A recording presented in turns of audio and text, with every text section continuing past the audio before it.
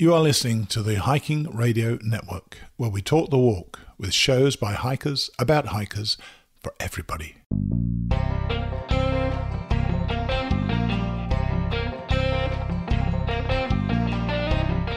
This is the Hammock Hangers Podcast, where we hang out and talk about everything from hammocks and hammock camping to the group hangs from around the country.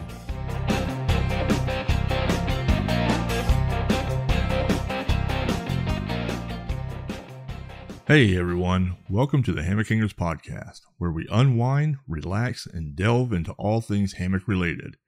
Join us as we swing into the world of hammocks, exploring tips and tricks for setting up that perfect hang, sharing stories of outdoor adventures, and discovering the latest trends in hammock camping and relaxation. Whether you're a seasoned hammocker or new to the art of hanging, this podcast is your cozy corner to kick back, escape the hustle and bustle of everyday life, and soak in the soothing atmosphere of the hammock culture. Prepare to be inspired, educated, and entertained as we embrace the hammock lifestyle together. So grab your favorite hammock, find that perfect spot to hang, and let's embark on a hammock-filled journey that will leave you feeling refreshed, rejuvenated, and ready to take on the world. This is the Hammock Hangers Podcast, where every episode is a breath of fresh air. Let's get started. All right, hangers. Our guest this week is Stephanie Arends. Stephanie is the Machiligan Group Hang Events Coordinator and will soon be taken over from Carla with a K. She is working on a YouTube channel focusing on camping and traveling for non-traditional campers, meaning tips and tricks for camping and traveling if you are disabled, overweight, solo, or advancing age. As of now, she only has one full video and a couple of shorts, but she has other videos in the works around this topic coming soon. As someone who is overweight and disabled, she quit camping for a long time, but when she found hammock camping, she found that it was her way to be able to get back outside and enjoy the outdoors. So in this episode, we will be talking a lot on these topics. Plus, Stephanie has an interesting story about how her and her husband had to ride out a hailstorm and tornado in a cave while they were out on a camping trip. But before we hear from our guest, this week's episode of the Hammock Hangers Podcast is brought to you by our very first sponsor, YOBO Gear. Before we were good friends with the owners, Cal and Kristen, AJ and I were YOBO Gear customers.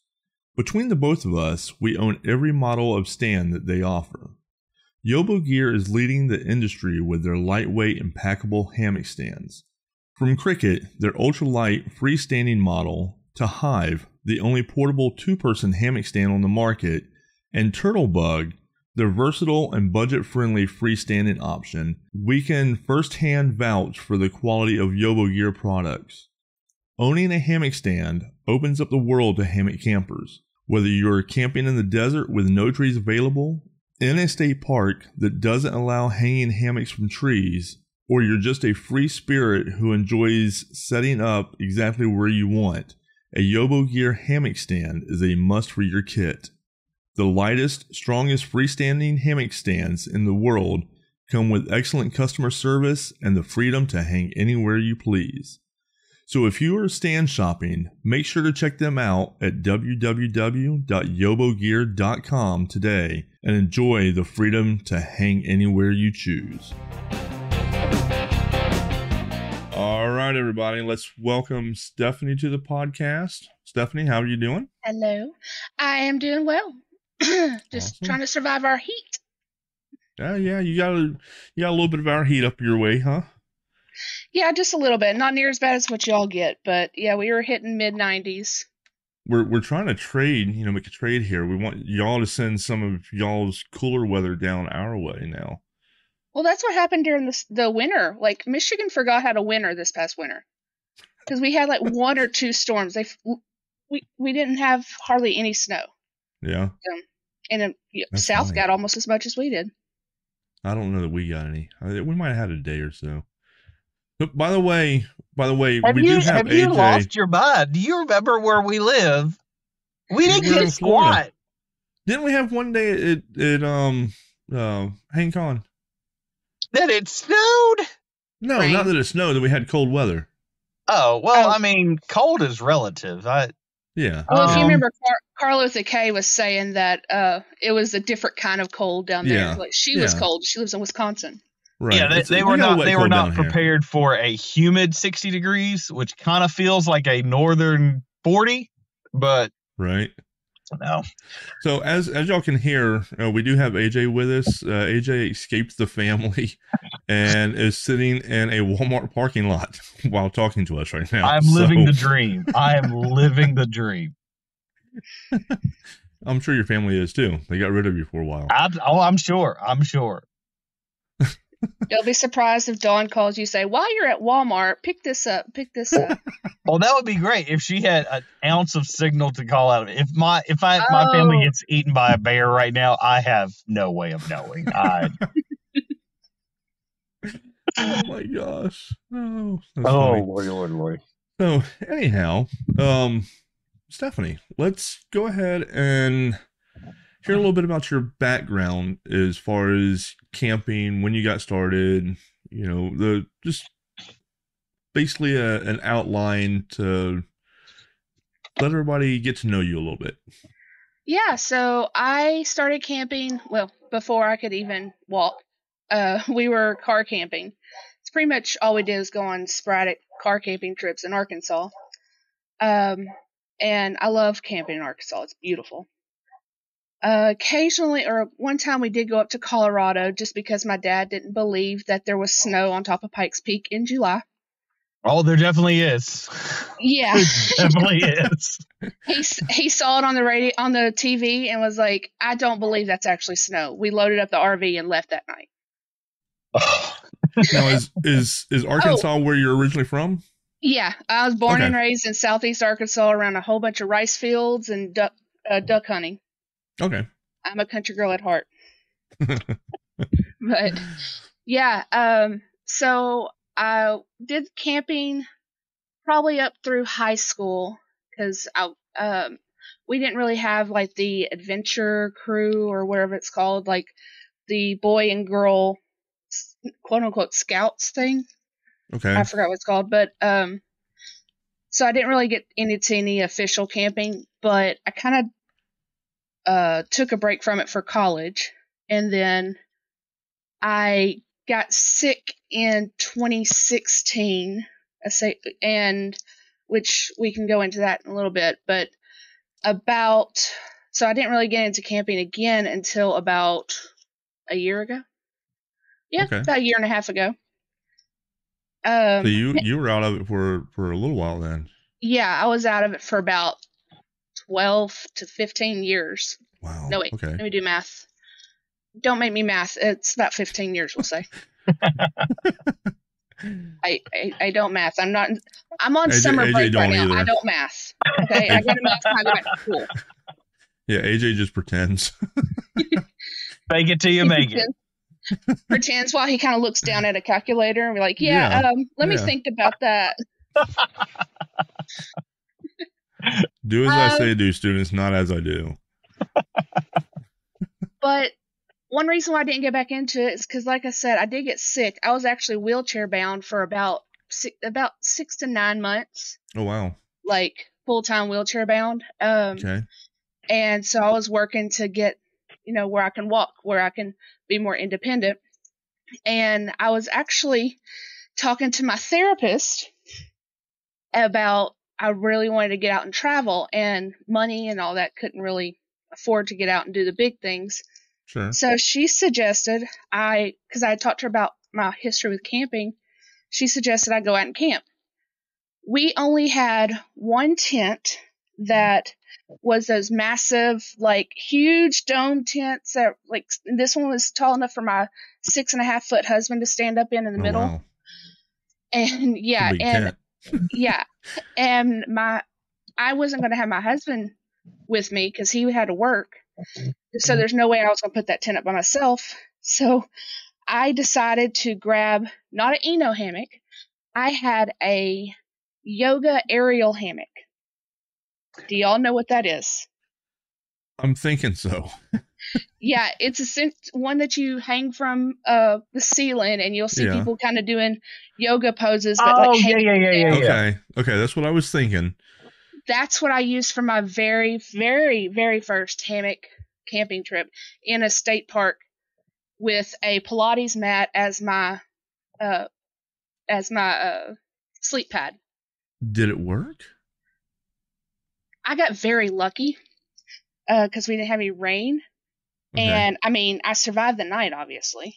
So Right. I guess it worked. But how big are those hammocks? They're not that big, are they? no, honestly, they're Okay. smaller than an Eno. They're more narrow than an Eno too.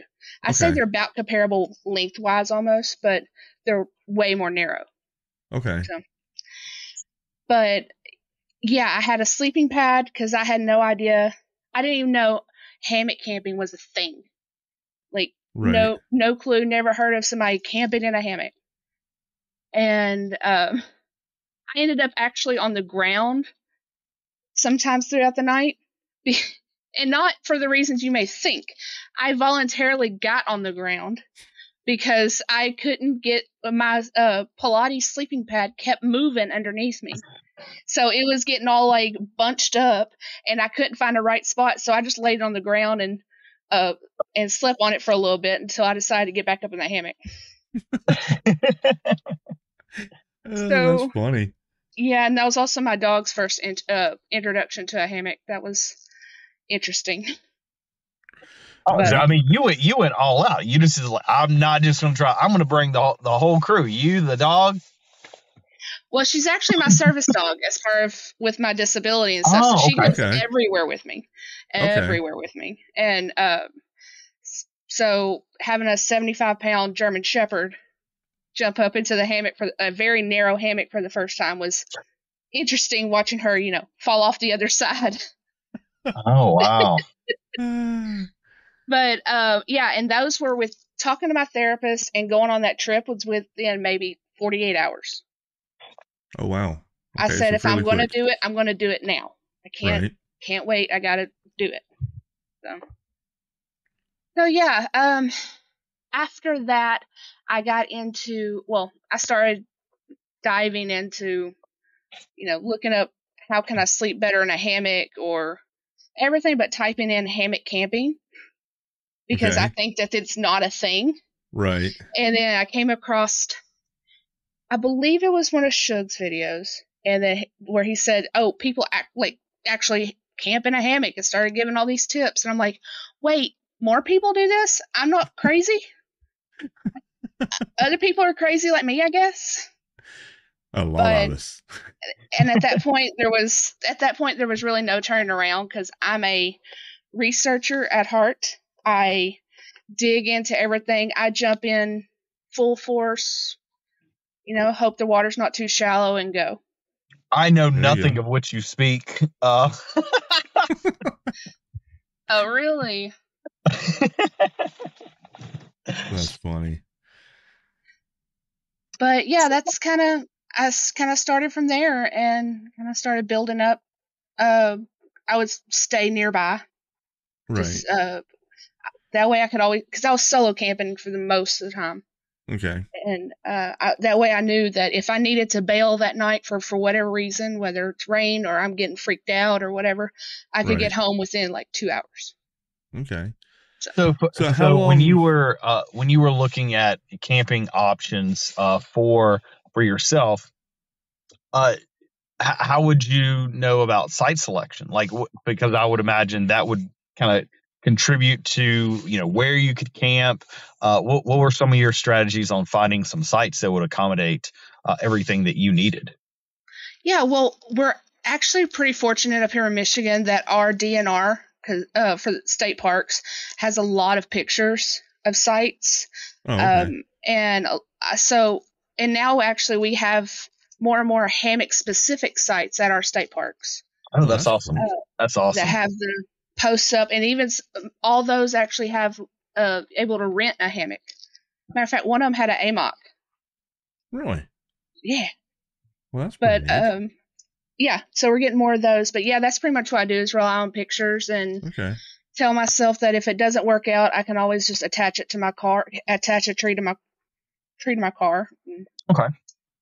Gotcha. So how now we can get into this later, but I'm very curious about how you rig your setup for going from a car to a tree.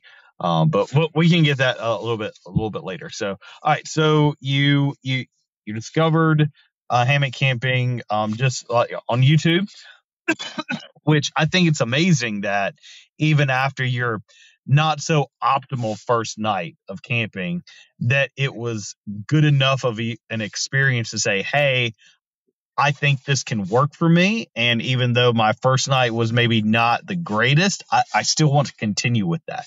Because I think sure that's the one thing that I worry about other people. Like, for example, that couple that we met in Denmark. Right. I was like, oh, them suckers ain't gonna come back to a hammock thing ever again. But I mean, seeing that, like, your story, and I would really hope that would encourage other people that maybe had less than optimal situations the first time. Well, I'm assuming, I mean, like she just said, you know, she started doing the research after that, you know, so I think that's probably key to it. There is doing the research and, you know, learning better ways of doing stuff. So yeah, my second trip was that was the best night's sleep I ever got when hammock camping. Okay. But had you bought was it in the same hammock or had you bought a new one by then? Yes, it was the same hammock. Okay. I couldn't afford anything else for quite a bit. Matter of fact, my next hammock was a DIY hammock. Okay. And I was able to shove more blankets, and I found my sleeping bag that I hadn't used in years because I really didn't have money to do anything else. I had a blue tarp you get from Lowe's over me. Okay. And luckily there's no bugs, so it was bare bones. Didn't need the net or anything. And I still had the best night's sleep that I had camping. And I know I had said I hadn't camped much, but I still remember the nights where we were wake up and the air mattress was down on the ground. You had water coming in and raccoons scratching in to your tent to get your food. Ants biting you and all that, yeah. So, I didn't. Those days. It was such a nice night. So even just from the research that you've done after that first night, even using the same setup, the next time you got better sleep because of your research. I think that, and because I knew more of what to expect. Gotcha. So the first time I'm going in, not even hearing it's a thing, like didn't really know what I was going to do.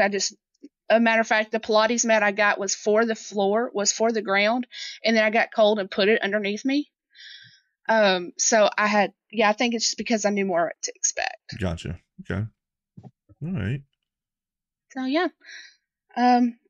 And since then I've been trying to do the once a month camping. So. Okay. It's been fun. So now you said it was a little while before you got your second hammock, which was a DIY. Mm-hmm. What I'm assuming you done the DIY or did a friend do it? I did. Okay. I did. So did you do research on that to know like the length and the width or? I did as much research as I could. Unfortunately, there was not many because I'll say I'm 300 plus pounds and besides like AJ's video, y'all's podcast about the different fabrics. Actually, that's why you helped me to figure out which one I want to at least start with. I did the 1.7 mountain. Yeah. I did the 1.7 mountain and then my dog ripped it. Oh. And then it became my Franken hammock because I got the 2.2 XD, I think it's called. I forgot. Yep. It's 2.2. Okay. Yeah, 2.2 would be the hex. Mountain. Yeah, hex. Yeah. And I actually made a liner for it. So like a 3/4 liner that covered the hole for my dog. And it was dog nail proof. I never had another tear. So, that's kind of what I went into with the hammocks. Oh, awesome. Gotcha. And I'm going to apologize ahead of time if I get off track. I have ADHD and my medicine's wearing off. So, I think we all Team do. Sparkle actually. Squirrel here. matter of fact, that's kind of what I do for my research project is working with people with ADHD. Oh, okay. I think I am too. I just haven't been diagnosed. Not by a doctor anyhow. My wife diagnosed me all the time with ADHD. Yeah. And a few others. But try being a psych major. I want to diagnose everybody with everything. I'm in school for psych. So after my abnormal psych class, I was thinking, oh, well, they could have that. Well, they could have that. What if I have this? It's like trying to diagnose the sickness on Google. We all have cancer. We're going to be dead in 3 weeks. So, it's fine. WebMD is awesome. Oh, Lord. So you DIY'd your first hammock. Have you done any other DIY projects outside of a hammock? Not big ones. So not like I'll probably never touch a quilt, especially since I love the company I get my quilts from. Yes. A quilt and a tarp are ones that I will happily pay someone else to do. Right. Yeah. What quilts do you use? I absolutely love my Zeppelin from UGQ. Okay. I am obsessed with it. UGQ does some really amazing stuff. So shout out to Chad and Brittany. We love you. Have y'all talked to them yet? I know in the last podcast I heard y'all were going to. So we have them planned. I had planned on nailing down a few different episodes before I left on my vacation, but with end of school coming around and my kids having up to 100 things to do, it just didn't happen. But when we get back from the trip, I'm going to definitely try to hit them up and get them recorded before summer's over. So, but we met them at HangCon this past year. Chad's a hoot. And Brittany's awesome. And Brittany's so sweet, and she deals with Chad. I know, right? I love you, Chad. If you listen to this, I love you. I was actually just on their website a few days ago. Actually, after I talked to you, Stephanie, through message, through email and everything, because that's when I went to, which we'll talk about here in a little bit, your YouTube, and I saw the tarp that I know, I love it. You got, and so I actually have right now in my shopping cart on UGQ, I have top quilt, under quilt, and that tarp. You have the pillow yet? Not yet. You've got one? How do you like the Willow? I use it day to day. Yeah. It hangs out here. And it doesn't even go in a bag anymore. It just hangs out around my office because I'll grab it. That's what Chad donated at HangCon this past year was a couple of those Willows. Mm-hmm. And it's funny to watch. He sold out of them at HangCon. Yeah. It's funny to watch him demonstrate. Yeah, I tried to do that, and he tried to teach me how to do the flip thing when he brought that up. He came up to the Ludington hang, and he brought that up with my tarp, and that's where that video was. Okay. But I tried to do it, and he's like, "No, you gotta do it like this," and I just couldn't. It couldn't register in my head how to do that flip thing. He's got it down pat. Oh yeah. But I'm gonna be ordering some stuff from him here shortly. But so okay. I know you had. Go ahead. No, I was gonna say prior to that. Matter of fact, the reason why I got a UGQ underquilt is because at Machilligan, which we'll talk about in a little bit, but last year he saw it wasn't even a 1-win. It was some kind of Amazon underquilt that I'd gotten that said it was rated for 40 degrees. And Chad looked at it. It was synthetic. He said, how is that even rated for 60? Really? Because that was so cold. Right. So then he showed me the setup they have, because they have a whole display thing. And yes, he showed me that. And I was like, oh my God, what am I missing? I think that's one thing that a lot of people don't realize is that you have comfort rated and you have survival rated. And a lot of people Well, even within comfort rated though, it's a lot of speculation. I mean, subjectivity, I guess you should say, because Sure.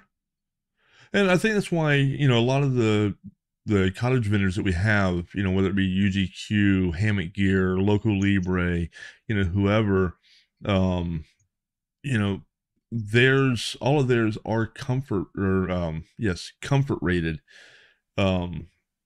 But I think that most of them actually go above and beyond with what they put into it. So, I mean, it makes it, they say it's a 20 degree. I guarantee you most people, unless you sleep cold, can get it down even lower than that. I know I can.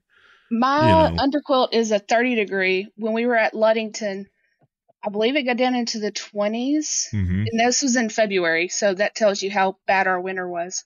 Right. And I was just fine. I think the next night I did borrow another blanket for someone, but I was just fine. Yeah. And I was in the 20s. Yeah. I mean, don't get me wrong. Some of the what do I want to say here? Some of the non-cottage vendor. Non-cottage, that like the entry level companies and stuff like that. They do have a place. Because, and I say that just because, not a lot of people are going to drop, several $100s, to try something out. Right. So, by all means, start off with, maybe one of the entry level companies, but know that our cottage vendors that we have that do the custom stuff, they're not going to be matched. No. There's always going to be something better. Yeah. I mean, just like the Eno's a gateway drug. I mean, Amazon is the drug dealer essentially.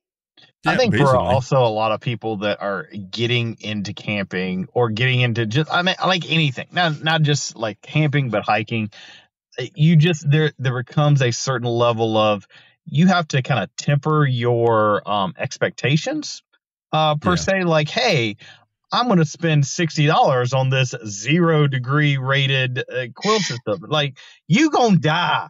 I mean, well, sure. You may not die, but you are not going to be comfortable. No, I mean, and so same thing with like hammocks. Like, you can get a $20 hammock from Walmart or something like that. I mean, will it work? Yeah, it'll work. I mean, you're not going to die, but I mean, it's going to hold you up in the air. Yeah. But don't expect it to be a Dutch wear or something like that, though. Yeah, I mean, there definitely is a difference in, even a $70 synthetic quilt versus a $300 down quilt. Like, oh yeah, they're both going to keep you warm. Yeah, but there's a certain level of there's a specific reason for the most cases that one is $100 versus another one is $300. Right. Absolutely. Yeah, and I think one of the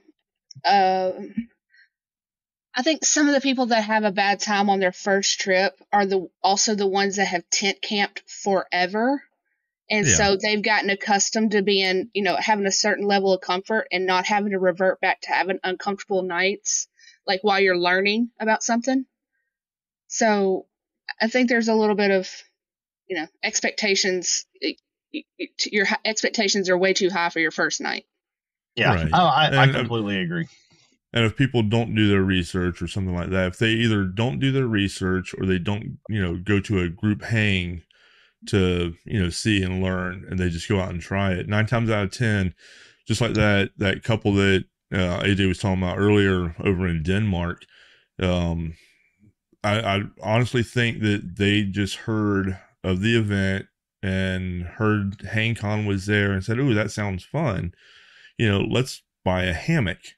Well, that's all they bought was a hammock, and it was pretty cold over there. I mean, I would say it definitely got down into the maybe upper 30s that night. Upper, maybe even mid, Wow. But and it was damp and stuff, and it's like, I told AJ that next morning when we got up and they were gone, it's like, I hope that they just go and they do a little research. I hope when they were packing their stuff up and they were miserable, they looked around and saw everybody else still sleeping and realized, hey, maybe we done something wrong. Let's go and, research this and figure it out. Or maybe, hopefully, maybe they knew somebody else that was there and they just left in the middle of the night without waking the other person up, and said, hey, we had this problem. They can find some source. So.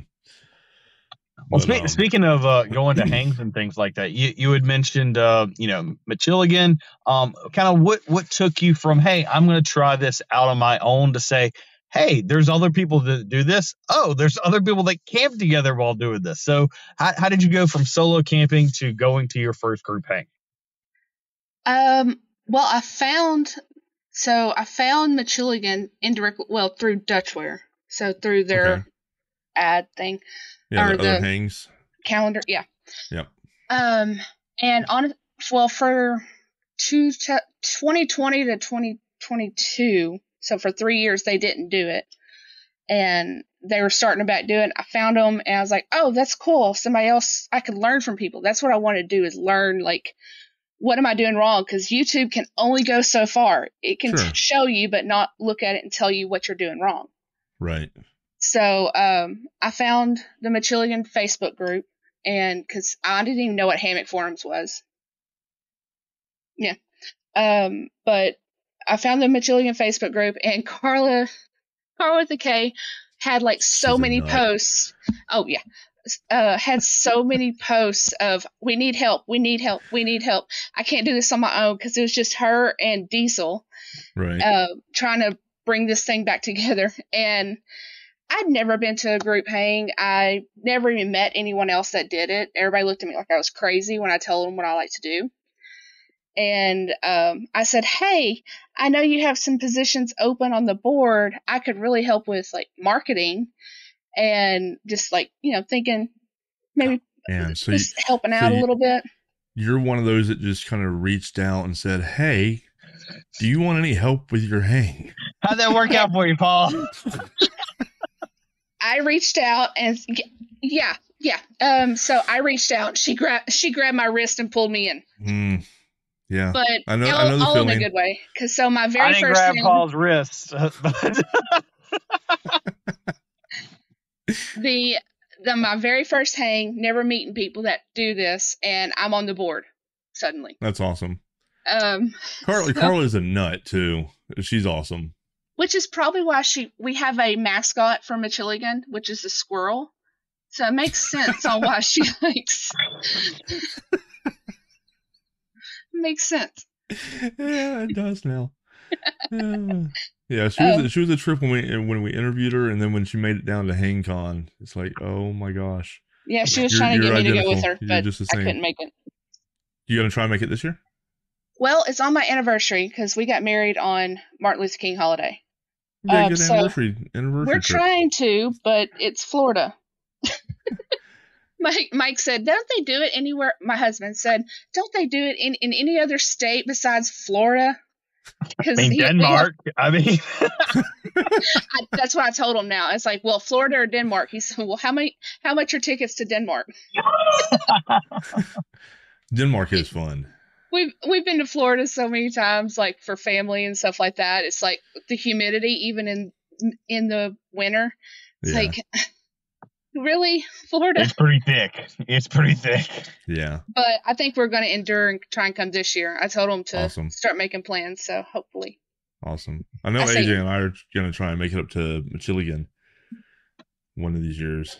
Yeah, one of these years. I need to put your name down in blood and say, y'all are showing up. Because y'all have that in October, right? It's the first weekend of October, the 3rd through the 6th. Okay. We scheduled it so it's right in between one of those two big hangs. Fall Sprawl is the last weekend in September. And Trailheads? Yeah, I think it's Trailheads, yeah. I have it written down here. When did we move that? I know Fall Maha is usually around that time, too. Yeah, last year we had it scheduled, and I think it was during Trailheads. And so we really didn't have a lot of people, kind of hoping if vendors want to kind of make a circuit, you know, they hit Fall Sprawl, Machiligan, Trailheads, you know, kind of back to back. But yeah, we did change it to the first weekend. Okay. So you went and you went to your first hang, you became a board member at the same time. Okay. So you are the group hang events coordinator.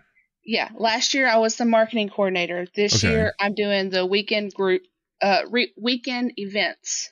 So all the little stuff I'm kind of in charge of. And then next year I replace Carla. Okay.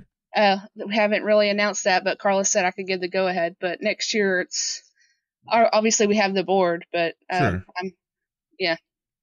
I go from not knowing what a hang was to all of a sudden, you know, now running it. You're that poor unfortunate soul. It's fun. We have a good board. We have a full board this year.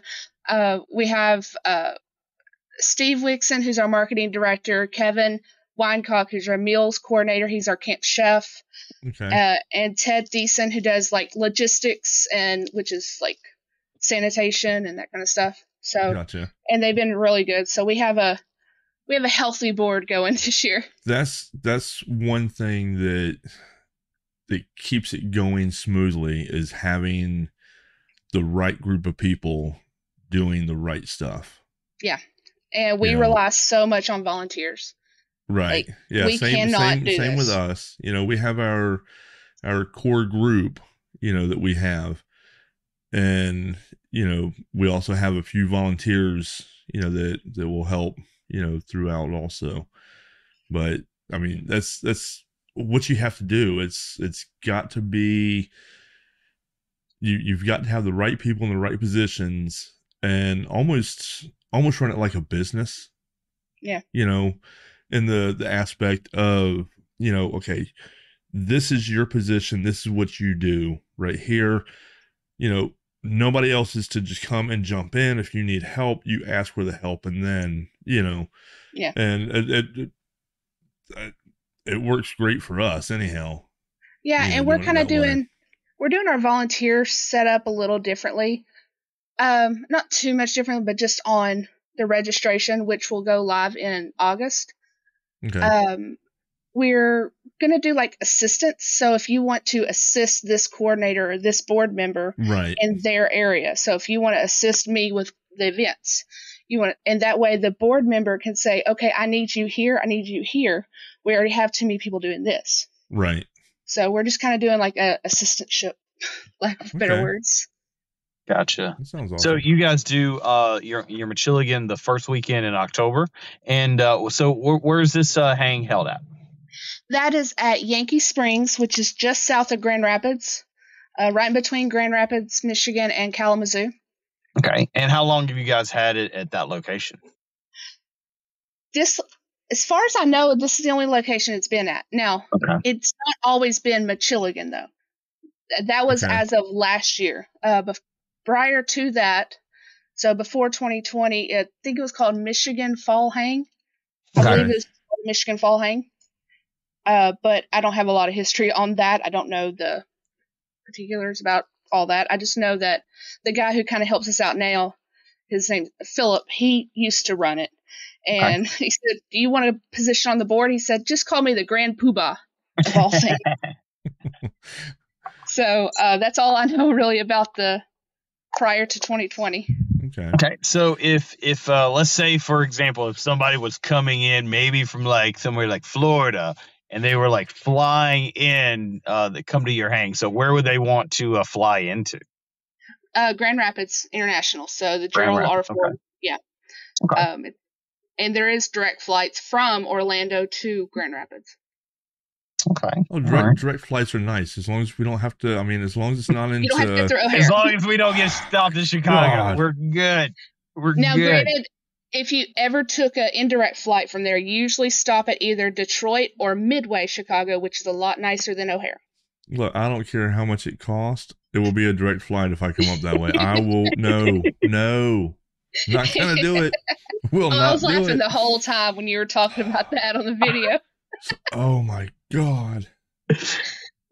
We can laugh about it now, but We can laugh about it now. I can tell you now, there wasn't one thing funny about it whenever I was going through those lines. Oh my gosh. I wish AJ secretly had like a phone like on you as you were like getting all ticked off. Oh, it didn't take long. It wasn't just Paul. It was my wife was like, anxiety was going out the wazoo, and I'm thinking, being pulled in both directions like a Stretch Armstrong, going, there's only so much positive energy that can keep this train on the tracks, folks. Look, when they started, when they had the 3 or 4 different flights all merging together, and our flight was originally the first one to get off, and we were taking one path around, and then the others were coming down, and they never blocked the little entryway, and so we started to go that way. And you had one of the guys, that's not the he's like, the back of the line's way on back there. It's like, dude, you're yeah. I thought Paul was going to start an international crisis. Yeah. International crisis on American soil. That's how bad it got. Pretty much. Yeah, it was because I do get pretty vocal and pretty. I have no pretty filter about it. I have no filter from like here to here most of the time. Add sleep deprivation to that. Yes. Oh, yes, man. That and first time on the flight, what happens if I miss my flight? Am I stranded here in Chicago? It's like, I don't want to be in Chicago. I really don't want to be in Florida either, but I definitely don't want to be in Chicago. But yeah, so gotcha. That's where my flight it will be. That's where my research overload goes into, because I'll think about like the worst case scenarios, like, okay, where am I going to stay? What hotel am I going to offers like airport shuttles? But before I even go on the trip, I'll have this whole itinerary of what happens if this happens. And I drive my husband nuts with that, but I can relate to that. I can definitely relate to that. So as far as, one of the things that I think a lot of people, including myself, kind of have to deal with going to, different hangs offer different experiences. That's why we encourage people to go to bigger hangs, to smaller hangs. Even though they're still hangs, they're still very individual, even if it's the same people doing them. So if I'm going to your hang, do I need to worry about water? Do I need to be filtering water, or do you guys have water on site? There is a pump on site. Okay, so awesome. You can all right. So, what about food situation? Do I need to bring my food, or do you guys provide food, or we do like group meals? How does that all work? Yes and no. So, we do provide. UGQ will actually cook dinner for us on Friday. Saturday we offer breakfast and dinner, which is the chili cook-off. And then Sunday, if we have enough volunteers, we'll do a breakfast. So you're responsible for your lunches. Okay. All right. That's awesome that you guys are able to provide that type of food, because I think that's one of the great things about like HangCon is if people have the food off their plate, which we found out like food is like the main thing. Like if you don't eat, like people get angry, especially if like you're expecting food and then food is not there. It makes people nasty. So that's awesome that you guys are able to provide that. Now, do you guys charge for the event, or how does do I need to worry about when I register? Do we pay, or is it donation based? How do you guys run that? We don't charge for the event. Come as you are. Like the only money that you may spend is buying raffle tickets. Okay. We do rely on like I said, volunteers. So we'll ask people to sign up for bringing like eggs or like the food if they can. Okay. So obviously people that are flying in may not be able to go grab that, but anything that people can bring food wise, or even like to go with the chili during the chili cook off or things like that, that's your only quote unquote payment you would have to have. Okay. That's awesome. optional. All right. So you said that about the chili cook off. I'm assuming that's why one of the reasons why y'all changed the name to Machiligan. Yep. That was Carla's idea. Surprise. Okay. She said they had already been doing chili. Like, that was already kind of a thing. Okay. But she's like, well, Michigan is like the only state that you could really throw chili in the middle of it. Right. So she wanted to throw chili in the middle of it. So now we have Michiligan. Okay. And make sure you tell pretty awesome. Chad how to pronounce that. If he starts pronouncing it wrong, you better get him. We'll get them. We'll get them. Kind of like when people call it the Appalachian Trail. Yeah. I'm guilty of that occasionally. Without thinking about it, I will. It's kind of like the caramel and caramel thing. Without thinking about it.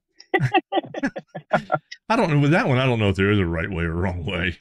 Well, you can answer this question then, since we're on the chili aspect. Should chili have beans? According to Big Bang Theory, no. Oh man, which I learned that one. I've always had beans in mine, but we're gonna cause some division here in the audience, but yeah, I've always put beans in mine. Here's how I've always thought about it. Kind of like the whole if I'm just eating pecans, I'm gonna eat pecans. But if I'm having a pie, it's a pecan pie. I don't care what it's pecans, but if it's in a pie, it's a pecan pie. So for me, chili, if I'm putting it on a hot dog or something along those lines where I'm topping something with it, it better not have beans in it, because that's just unnecessary filler that don't need to be in my life. However, if I'm eating it as a soup, like a stew, it needs to have a little bit of sustenance thrown in there as well. Also, meat can be expensive, so throwing in a little bit of beans in there with some other stuff, kind of stretch it out a little bit. So I would say chili, if it's being consumed as a condiment, it better not have beans in it. But if it is served as an entree, beans are acceptable. Either way, it needs cheese. Answer. Either way, it needs cheese. If you are not putting cheese on your chili, you do not love yourself. Hey, I throw sour cream in mine. I've heard of that. That's fine. It's sour cream is kind of a cheese. Well, I put sour cream and cheese. Well, I mean, but that works. You can never have too much cheese. No, you can't. I've been out of cheese. I've been out of shredded cheese before and just took sandwich cheese and laid on it and just let it melt into it. Yeah. But look, last time I went to the doctor, my doctor told me that I needed to cut back on cheese and everything, because my cholesterol wasn't high, but it was higher than what he liked. And when he told me that about, he's like, you need to cut back on cheese, and I was like, you need to figure out something else to cut me back on, because that is not going to happen. And it hasn't. I still eat a bag of cheese at a time. I mean, I take tortilla shells and just put shredded cheese on it, throw it in the microwave, and melt it, and have what I call cheese tacos.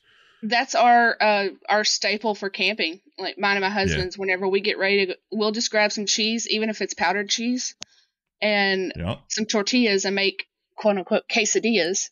Mm-hmm. And that's what we usually route to.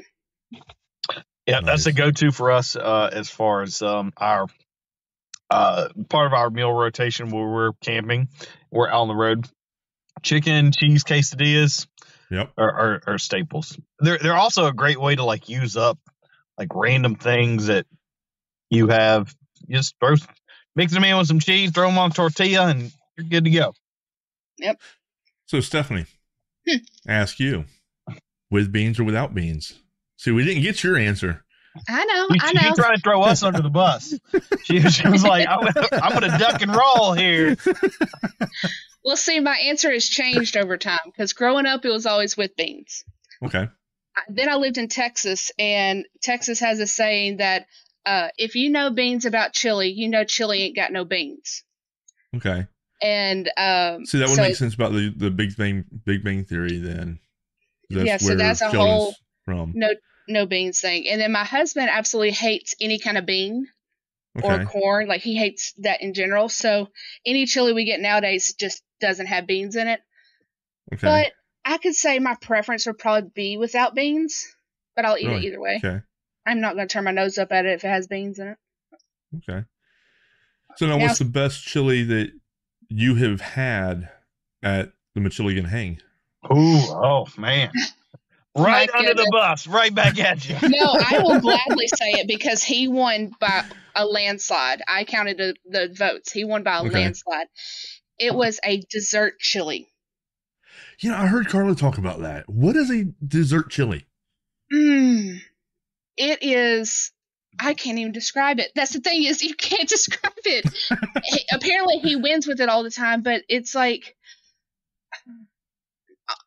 I can't even describe it because I don't remember what actually goes. I mean, into is it sweet like a dessert, or it is? Yeah, it is very. It's not super sweet, but it's more the same sweetness as you would have like a pudding almost. Okay.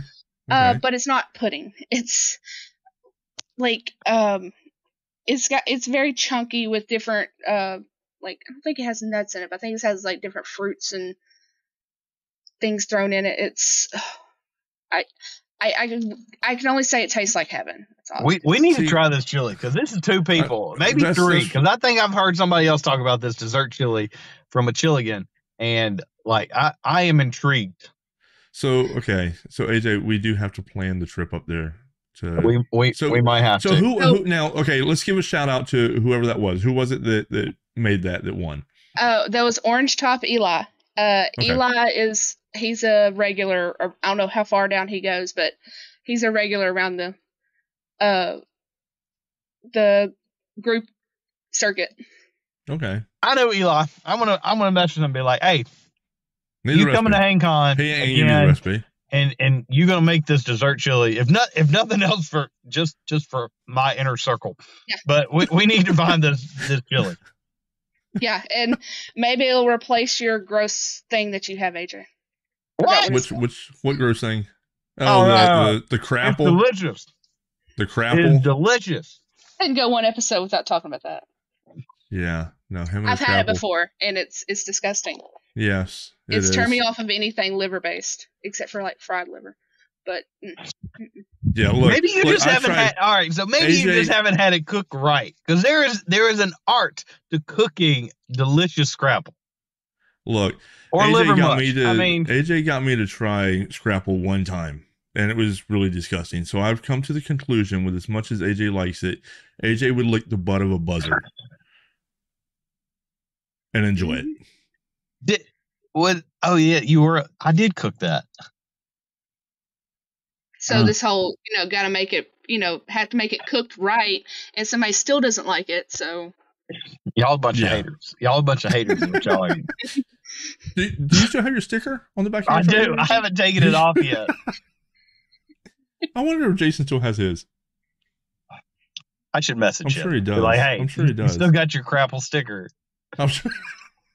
I haven't had anybody directly stop me in a stoplight again, but it happens. It's coming. It's coming. So, Stephanie, you also are starting, or you are developing a YouTube channel as well. Let's talk about that a little bit. Yeah. So I only have one video up. I have a lot made, but my anxiety has not let me post them yet. But it centers around what I call non-traditional campers. So, besides the overweight campers like myself, people with disabilities such as neurodivergent, I'll say people like ADHD, dyslexia, autism spectrum disorder, and also with people with like dysautonomic disorders or dysautonomia, which is a disorder of the autonomic nervous system. So it can cause like fatigue, heart palpitations, balance issues, heat intolerance, which is a huge thing when camping. But I work on trying to develop strategies to get those people that think they can't do it out to at least try it. Okay. Awesome. And you said you got one video up. I know you have a couple of shorts also. When do you plan on releasing the others? I know you said it's anxiety. You can do it. I understand anxiety.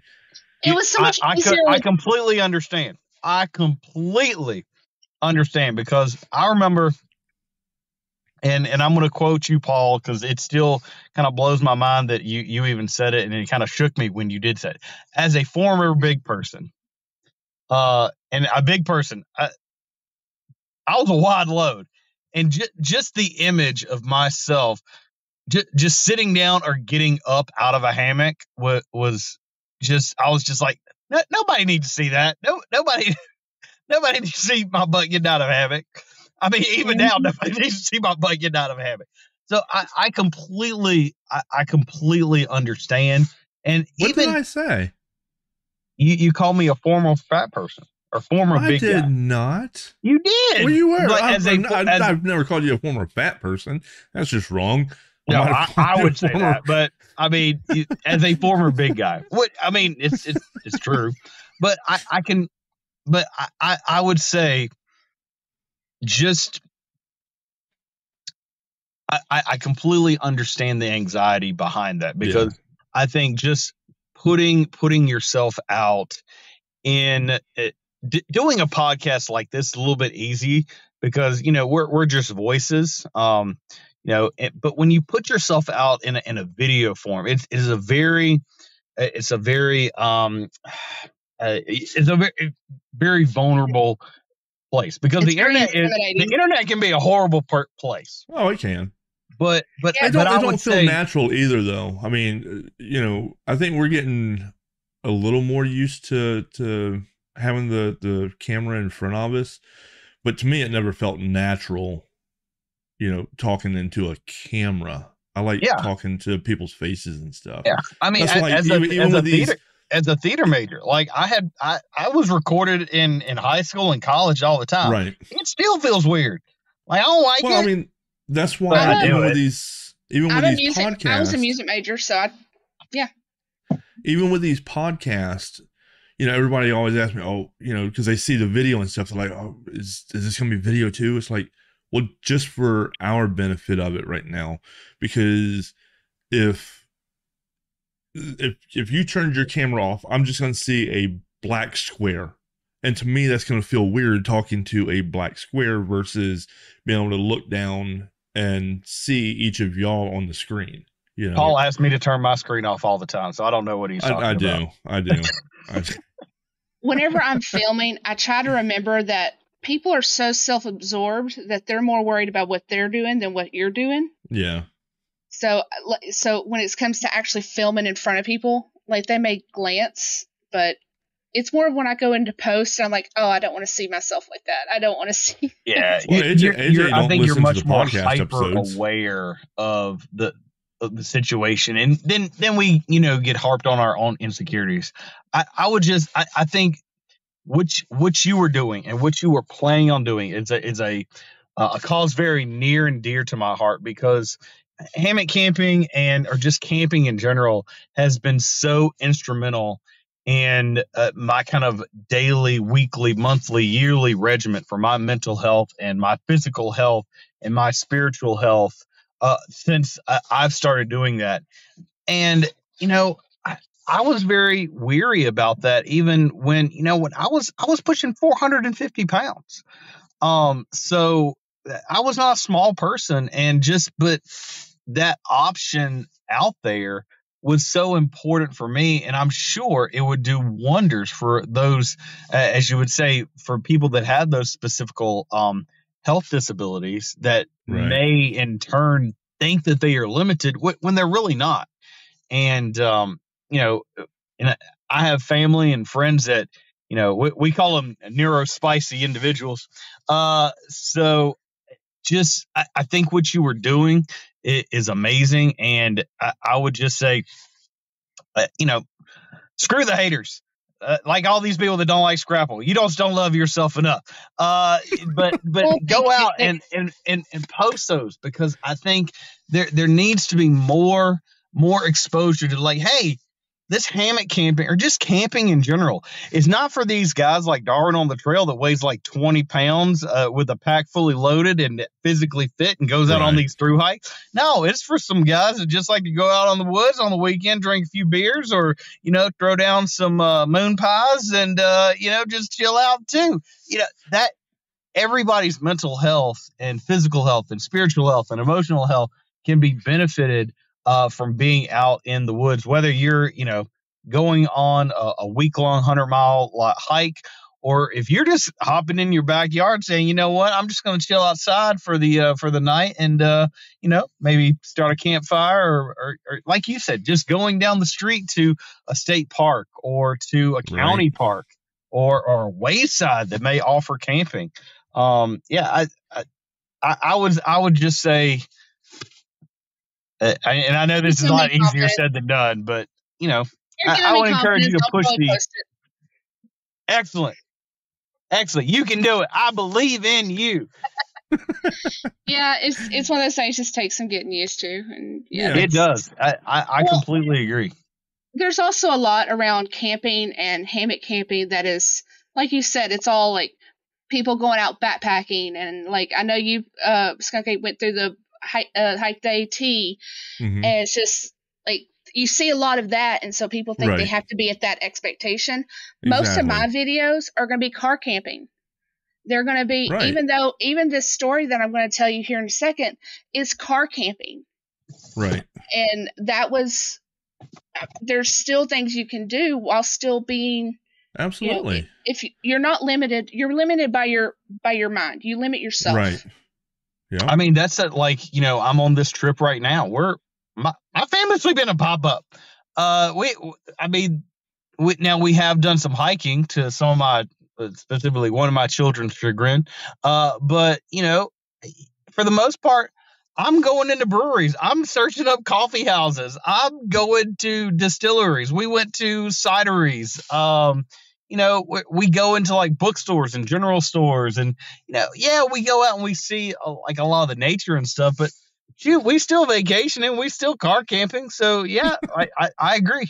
I would just, so my biggest thing of getting into that is like you said, trying to tell that story where, it's not about a bunch of like hardcore hikers that are going out putting in 30 miles a day. I ain't ever going to be that person. I may do, and me and Paul have talked about doing some longer hikes and even a through hike of the Foothills Trail, or maybe at one point the AT, maybe.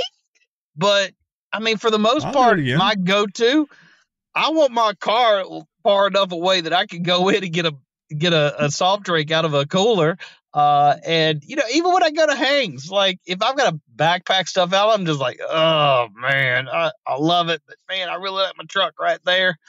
Especially up here in the snow. Like there's people that will carry their sleds, and I'm just like, no. Man. I'm trying to teach my dog to do that, but no. Oh man. No, y'all should actually talking about hiking. Y'all should actually check out the Ouachita Trail in Arkansas. Okay. It's in the Ouachita National Forest, which is the oldest and largest national forest in the South. Okay. It spans from Oklahoma all the way to up to the Ozarks, actually, and it's beautiful. Oh, wow. Absolutely beautiful. If I was ever to do a through hike, it would be on the Ouachita Trail. It's like 220 something miles. So that would be awesome. So yeah, y'all should definitely check that out. And you can go out on the islands and camp. But yeah, that would be pretty neat. I have to check that out. Yeah, definitely have to check that out. So, all right. So I know the basis of your story. Everybody loves this story, and I love telling it. I'm pretty interested in hearing all the details about it. So, if you want to like give like a little teaser, what's it about, and then go into the story. This is about hammock camping in a cave while watching a tornado go through. See that? Yeah. See, I hadn't even told AJ about it. I mean, his face right now. I've been on some wild rides, and I've had some like hurricane force winds, but I don't think I've ever had a tornado. You said it was tornado and hail, right? Yeah, and we had about it was about three-quarter inch hail, so it wasn't super bad, but yeah, about three-quarter. I'm from the South, so it's not really a. I don't think hail is the part of the thing that's really getting me here. Oh, really? Is it the caves? That has to be the caves. Yeah. We'll go with the caves. There we go. We'll get to that part. Oh, it actually brings me to the one thing I would tell people that want to camp is check out Hip Camp, because this is where I found this site. So the Hip Camp app is great for hammock campers, especially people that are differently abled. But so my birthday falls on Thanksgiving, and my family is in Arkansas, so we decided. So when's your birthday? My birthday's November 21st, so it's always the week of Thanksgiving. Yeah, it's never actually November 25th, right here. Yep. Yep. Mm-hmm. Gotcha. Oh, you're a Sagittarius. That's why. Okay, that explains so much. Does that explain the scrapple? That and so much more.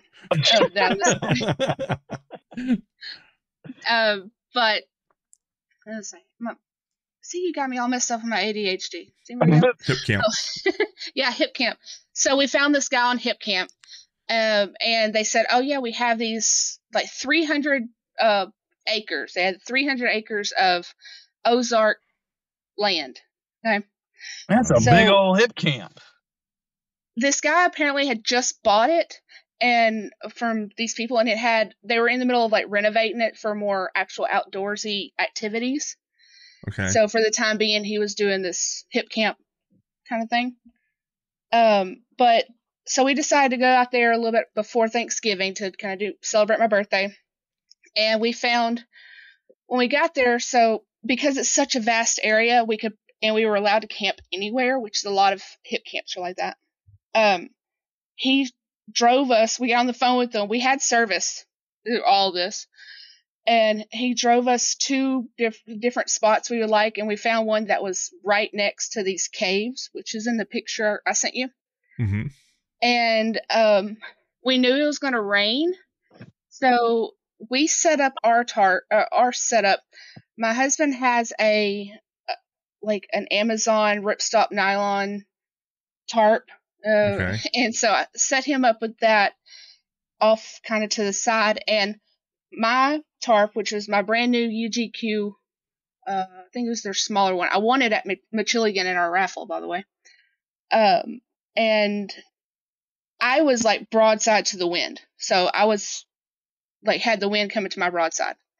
Okay. Well, it starts raining, and we decide to go cook in the cave. So we just got up in the cave where that picture is, and we decided that's where we're going to cook, and we played games to watch the rain. I looked on the radar, and I saw a tornado warning coming through. And with the way we were situated was kind of up on a ridge, so so we could see down into this valley and to the mountains next to us for about 3 or 4 mountains. And I'm watching this storm come up, and there's a tunnel where you can see the other side of the mountain that we're at. And I'm watching the storm come up, see the rain bands just coming at you, like this loom coming over you. And suddenly it's just downpouring. Next thing we know, we have hail that gradually grew in size. We're kind of like tucked into the cave, and I start seeing this wall cloud go by, and just maybe 1 mountain over, you could see this wall cloud, and it kind of dissipated just a little bit that you could actually start seeing some of the rotation. Oh, wow. So I would say we were within half a mile from this thing, but we watched it come right by us. Wow. Yeah. And that was surreal especially for my husband. He doesn't really have any experience with tornadoes. I'm from Tornado Alley, so we're the stupid ones who they say there's a tornado, we go look out and try and find it so we know where it's coming from. Kind of like us with the hurricanes. Yeah. Y'all have hurricane parties and all that. Yeah. But we just watched this thing just go. It went past pretty quick, but just be sitting there in a cave, which is not the best place to be whenever a tornado is coming through. And just watching this whole storm just like go from from east to west or west to east, just black cloud just hovering. And it's just, I think it ended up being like an EF2. So it wasn't a huge one, but it was still fun to watch. So why was in the cave not a good place to be? I figured that would be one of the best places to be. In this situation, it is, but it's also like when you're driving and there's a tornado, you don't get under an overpass. That is extremely dangerous. That would have been the first thing I would have done. No, if you're driving and there's a tornado, you get out and get into a ditch and lay as flat as you can. Because the way wind velocity works is with the overpass, how it's designed, a draft will come through and essentially act like a vacuum and suck you out of that under that overpass. Well, that's good to know. It'll suck you out like an oyster, Paul. Just what are you talking about? Like a crawdad? Ah, there you go. I'm from Arkansas. It's crawdad. No, yeah. So does your husband do a lot of camping with you, or was that like one of his few times of going out? Or that is one of his few times. He has a more extensive background in camping. He's an Eagle Scout. Okay. Oh, okay. He went up to Philmont and Northern, whatever that one's called, Canada, one in Canada. Anyways, but that was one of the few times. I think it was his second time camping with me. Okay. His first time, he just immediately fell in love. His first time was way different than mine, because he fell in love. I had him all set up with an underquilt and a top quilt, and he said, "Oh, I'm going to sit here middle of the day. I'm going to play on my phone." He was asleep within like 2 minutes. I heard him snoring. And he just wakes up the next morning and he's like, "I can't believe I had that good of a sleep." So, yeah. Side note on that. But that's awesome. That was his second. He's done a few more with me. We do primarily hip camp venues now. We've had some really interesting places with hip camp. I've got hip camp on my phone. I just haven't tried it yet. Well, the good thing about hip camp is you'd get a lot of pictures, but my experience with it is you can message the owner and say, "Hey, I need these things. Like, I need to be able to drive up to a spot and put a hammock, or I need a pretty flat space, or whatever you need." And they usually will tell you, they'll tell you like, "Hey, I think this will work," or "No, I don't think this will work." Or sometimes they'll even send you like multiple pictures or a video of the space they're thinking. Okay. So that's what I love about hip camp, because you can have a conversation with the person first. Awesome. Okay. Well, that will work. Damage from the hail. Damage. Yeah. So I told you that my husband's tarp was that ripstop nylon. Yeah. It had stretched and sagged, and his stuff was wet. Okay. I had my I think he has Sil Poly. Yeah, I think his is Sil Poly from UGQ. A stake came out. One stake came out, was not stretched. I was, like I said, broad, like I had the wind coming directly on it. Was not, I had no problems in mine, except for a stake came out. Nothing got wet, except for my tarp, obviously. But it was, I have the pictures of the comparison. Like his is like all shrunken in, and it's even bigger tarp than mine. And mine's perfect. Nice. So shout out to UGQ. Well, whenever I saw your video, with your new one with all the tie mod, the tie outs and stuff like that, the pole mods and all that stuff, I was like, hold on. So I took and moved your screen onto one of them, and I pulled up UGQ on another on one of my other screens over here, and so that's why now I have stuff in the. Are you getting the Winter Dream 13? Yeah. It would be basically the same one as what you described.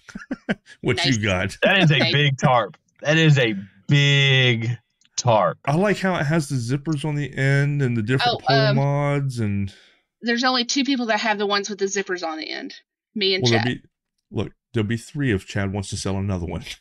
I know. You just got to talk to him. Yeah. I don't know who all, because he's still kind of in the prototype kind of phase. He's not 100% settled on what zipper he wants to use, at least what he's told me. Yeah. So right now it's with snaps. Right. But I'm not saying everybody can just go talk to him and say like, "Hey, I want it with the zipper." Like he's he ain't gonna until he gets it perfected. I don't see him. My last 2 camping trips, I had both me and my husband were tandem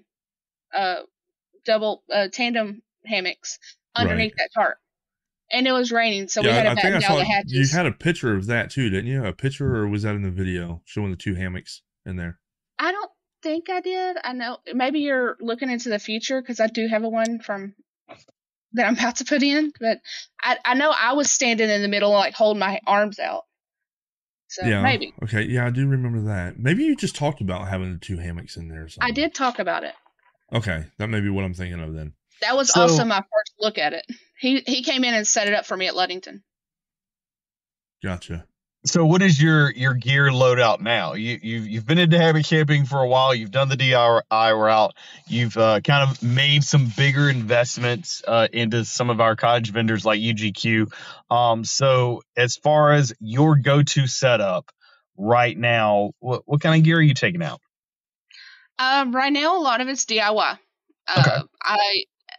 I have a one-win top quilt because I'm still waiting to get my top quilt ordered from UGQ, which I'm not sponsored by them. I just like their gear. Just put it out there. I mean, you're not wrong. UGQ makes some really great gear.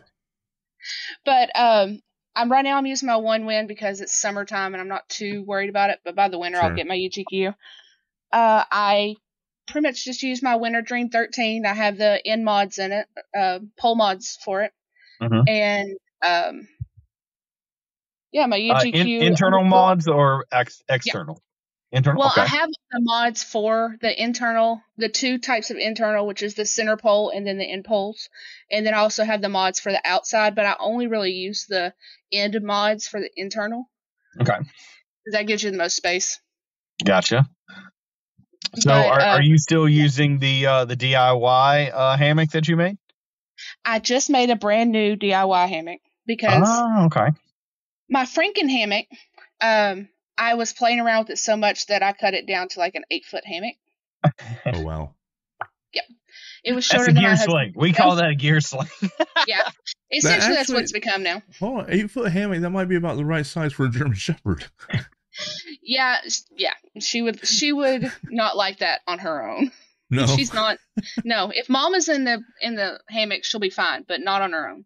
Gotcha. She has to. As soon as I get out of the hammock, she has to try and stand up. And you ever seen the dogs that start to kind of wobble slowly, and then as it moves, they get faster? Yeah, that's her, and she ends up dumping over. But that's pretty much it. And I'm trying to think. Yeah, I don't really have a lot of. Actually, I don't use a lot of quote unquote camping stuff.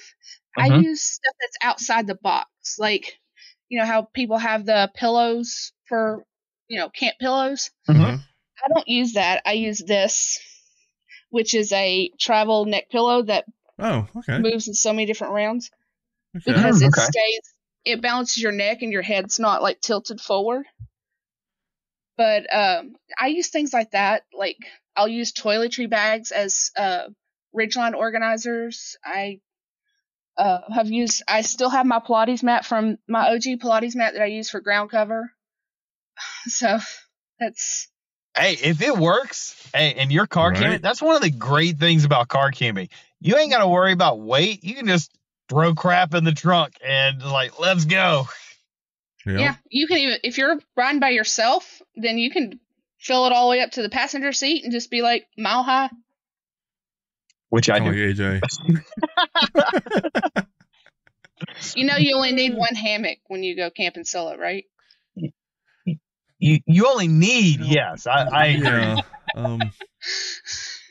You only need the oxygen level in the air that you breathe to be about 70%. But I'm just picturing you with 8 or 9 hammocks because you're like, I don't know if I'm going to want this one or not. You're only picturing with 8 or 9. I'll give a little credit. All right, so on this trip, I tried to be really good. I tried to pare down most of my gear, but when I start packing, and then I'm like, oh, maybe I could make a video with like doing this and this and that. All right, I'll just throw that one in there. Oh, well, maybe like if the kids want to, sleep out one night. Oh, maybe I'll do if I need that, then I need another stand. Oh, then I'll need another tarp.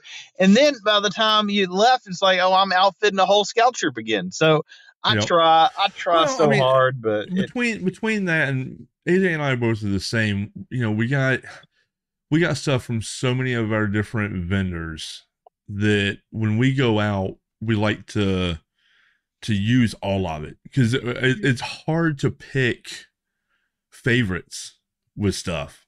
Yeah. We might have a favorite, at a certain time, like right now, my go-to hammock is my Majestic hammock right behind me. Is that what that thing is so comfortable. I don't know what it is, but that don't mean that I don't still love my Wahalas or my Dutch wares or my Clarks or any of them. I still love them, but right now this one is my go-to. I laid down in it earlier, and thank God I set my alarm, because if not, I would have been late to the episode that we're doing now. I could see that happening. But yeah. So. Well, and it's also like, even though you're in a car, the main thing you need to focus on is organization. Mm-hmm. Yeah. And that's one thing that I touch on quite a bit in my videos that I'm hoping to upload really soon, is try and stay organized, because people with ADHD, autism, and various disorders need to stay organized, or we get overwhelmed and stressed and we have a bad time. So it's all about staying organized. If you're listening out there, that means about 99% of y'all that are listening, y'all need some organization in your life. Yeah. So you know how organized? So Stephanie, what is your YouTube channel, so people can know they can subscribe and find you and find the great content that I'm sure that you're going to be releasing here soon? It is Arends Adventures. So Arends, my last name, Adventures. Okay. Adventures. Okay. Awesome. Good deal. Now, do you just have YouTube, or do you have Facebook, Instagram, stuff like that, or I the same? Really. I just do Facebook. I just have Facebook because I'm a millennial and I really hadn't gotten into the rest of it. But okay, I'm trying really hard. I think for me, like Instagram is a little bit more user friendly. I don't think that I'm gonna hop. Well, I say I'm never, but then next week happens. But I'm not doing the whole like TikTok, like Reels or anything, but who knows? He'll start doing his little TikTok 30-second, because that's. He can hike the whole AT in 30 seconds. Right?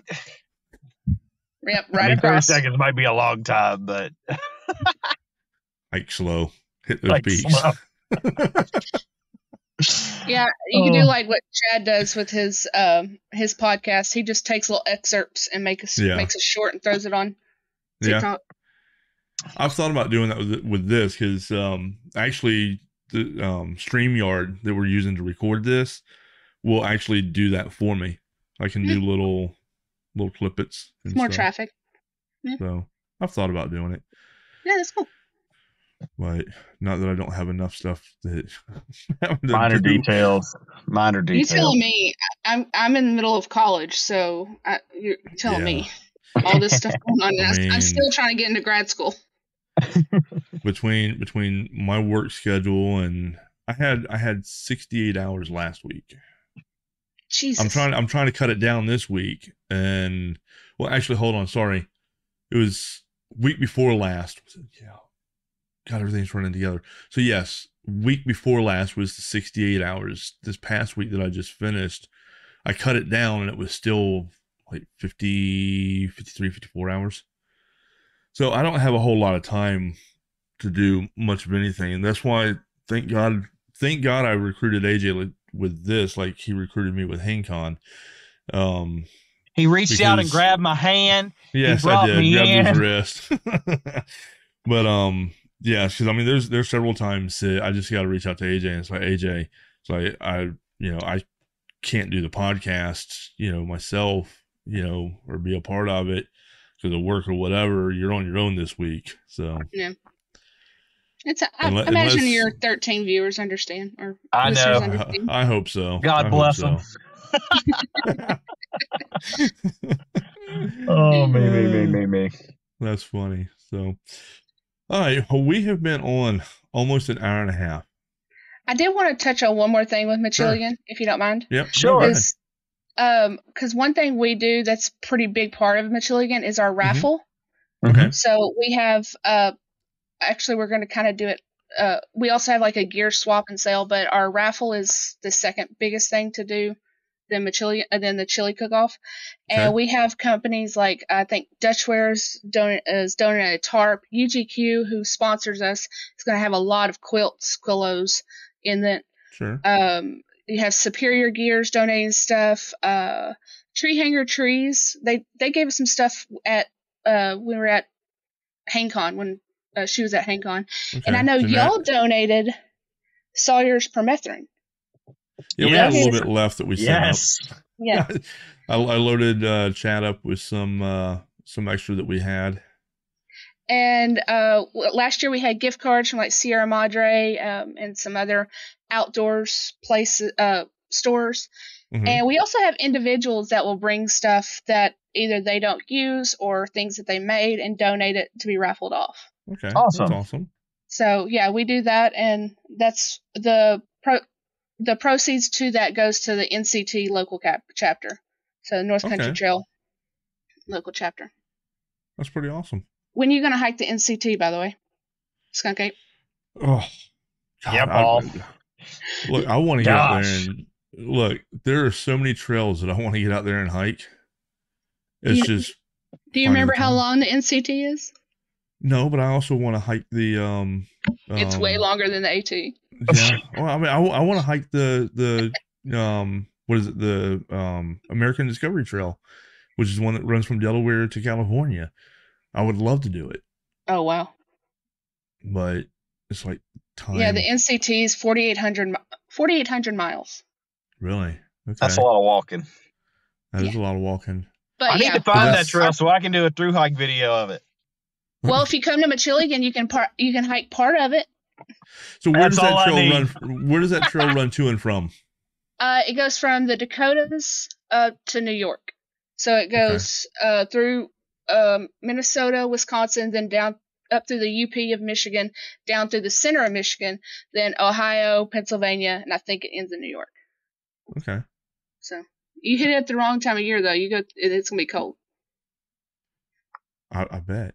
Anything up that way, I'm sure it would be. It'd be one to research. Yeah, and from what I hear, it's a very well kept trail. Like, is there a lot of road walking on it, or have they got it mostly in wooded? I believe most of it now is wooded. Is it? Okay. There's a lot of little towns you may go through, but it's not a lot of road walking. Okay. So we'll check on that one, AJ. Yeah. We'll add it to our list. Okay. Along with the Washita Trail. The Washita, yeah.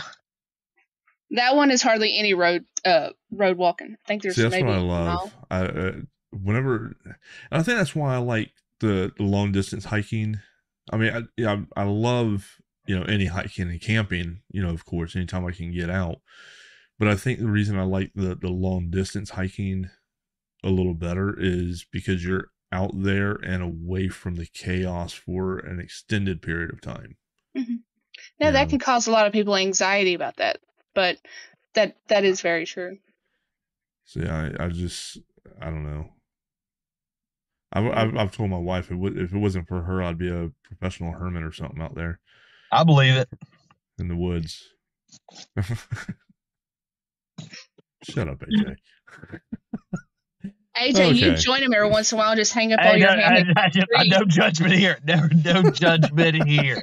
I could see you coming to visit him and then just putting all your hammocks up in the trees and y'all just play, and I'll sleep here one night, just playing hammock roulette. I'll bring us a bucket of chicken, Paul. A bucket? Wait, Old bucket or new bucket? Or old bucket. I'll bring us an old bucket of chicken. I don't know that reference, but okay. Yeah. Paul does. Can I tell it, AJ? Sure, why not? Okay. So used to, before Sleevey Wonder came into the picture, AJ, when we would go out to like our planning hangs and stuff like that for HangCon and everything, or if we just went over to Florida Sands, formerly known as Sertoma, for the weekend or whatever, I'd call AJ. It's like, it'd start getting late and stuff. He's like, okay, I'm heading that way. And so I'd send him a message. It's like, where are you at? He's like, I got a little hungry. I'm swinging into, it was KFC, right? Yeah, KFC. Yeah.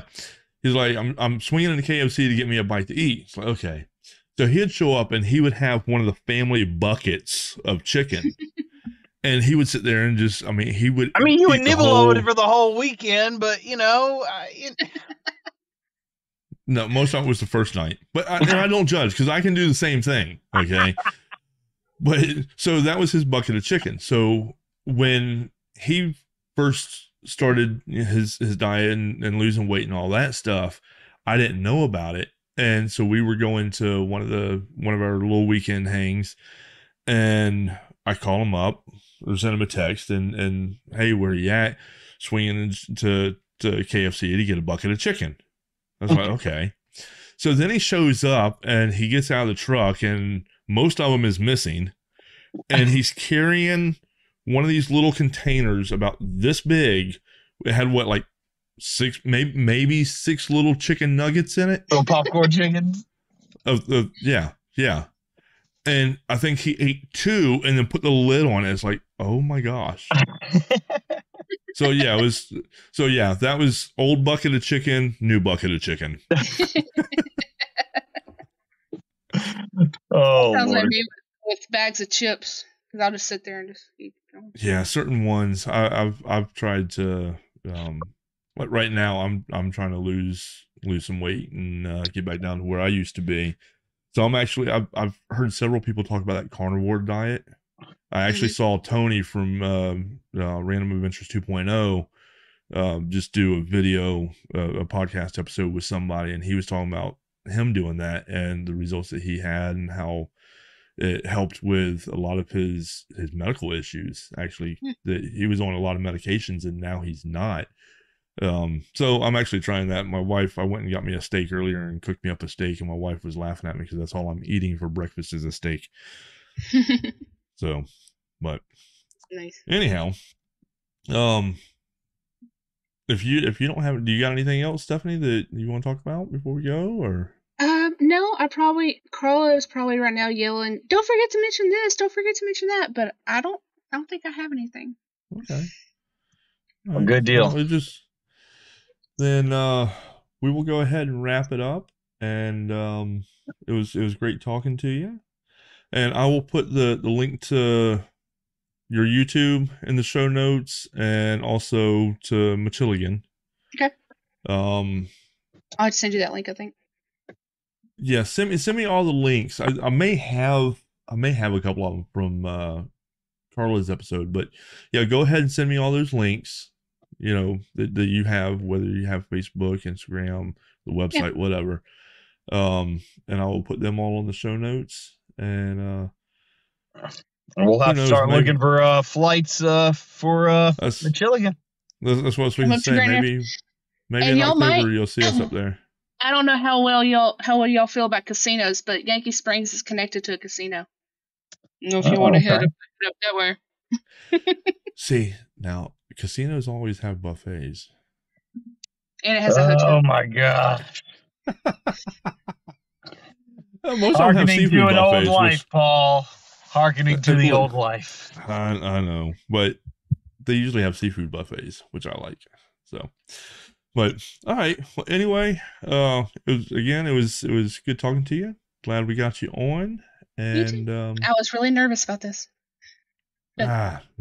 We get nervous. We get nervous every time. I was talking to Carla about it because I'm like, I hear them on the TV listening. I hear them all the time, and I gotta go meet them. And like, what if I get starstruck? She's like, no, funny. you won't care once you start talking. You won't care. Yeah. She's right. Nah. Look, me and AJ wing this, these episodes pretty much all the time, anyhow. So yeah. But Wait, was wings in that chicken bucket too? Oh my gosh. All right. All right. Do you got anything, AJ? I'm good. Again, Stephanie, thanks for coming on. It was wonderful talking with you. And I can't wait till we get to hang out a little bit down the road. Yeah. I'm going to see y'all up here. Sounds like Absolutely. A plan. All right, everybody. Well, that's going to wrap it up for this episode. So I'll have the links that Stephanie sends us to Machilligan and her YouTube and all that. Make sure you go over, check out her video right now and videos that she's about to post. Yes, I will post it. There will at least be another one by the end of the month. Okay, I'll put that out. I'm going to hold you to it. I'm going to hold you to it. But I have those links plus the link to the Machilligan hang. That way, if you want to go and check that out, which we'd love to see you up there. And also, follow us on Instagram, Facebook, YouTube. Like, share, do all that, whatever stuff that you got to do there. And we'll see you again next time. As we gently sway out of another hammock-filled episode, we want to thank you, our wonderful listeners, for hanging out with us on the Hammock Hangers podcast. We hope that you have found relaxation, inspiration, and a renewed sense of connection to nature through our discussions. Remember to keep that hammock spirit alive in your daily life, whether it's by taking a few moments to unwind in your own backyard oasis or by planning your next hammock adventure in the great outdoors. Embracing the tranquility, embracing the simplicity, and never forget the joy that comes from simply hanging around. Before we part ways, don't forget to like, share, and subscribe to stay up to date with all things hammock related. You can find us on Facebook, Instagram, and YouTube. Just search for the Hammock Hangers Podcast. Your support means the world to us, and we can't wait to hang with you again on our next episode. Until then, stay relaxed, stay adventurous, and keep on hanging those hammocks high. From all of us here at the Hammock Hangers Podcast, we wish you peaceful hangs and endless relaxation. Thank you for tuning in. Happy hanging, everyone.